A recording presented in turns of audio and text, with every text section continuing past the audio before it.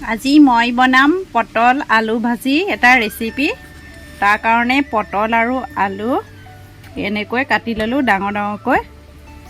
এই ধৰণে এতিয়া মই এইখিনি কুকাৰত বইল কৰি ল'ম।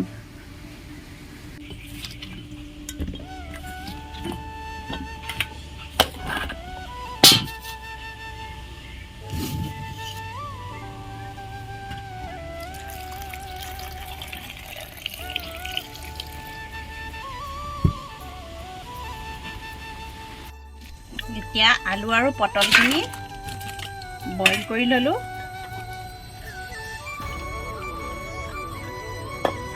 এয়া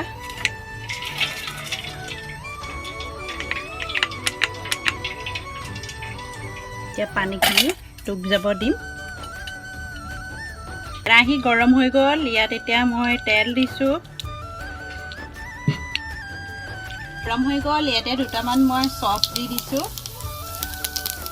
দুটা শুকান জলকীয়া দিছোঁ আৰু ইয়াত পিঁয়াজ অকণমান চেনি দি দিছোঁ। এতিয়া ভালকৈ লৰাই লৈছোঁ।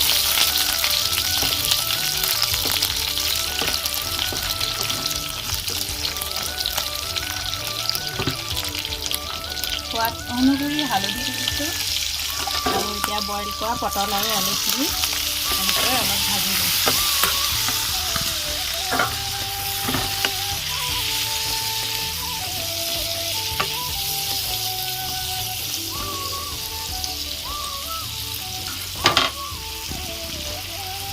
সোৱাদ অনুসৰি নিমখ দি দিছোঁ।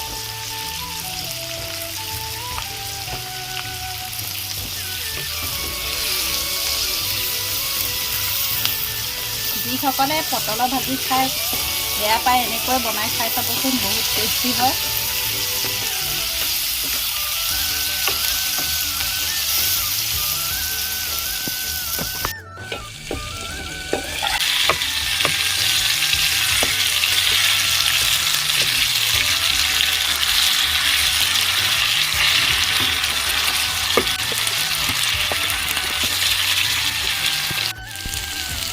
এয়া মোৰ পটলৰ ৰেচিপি ৰেডি হৈ গ'ল।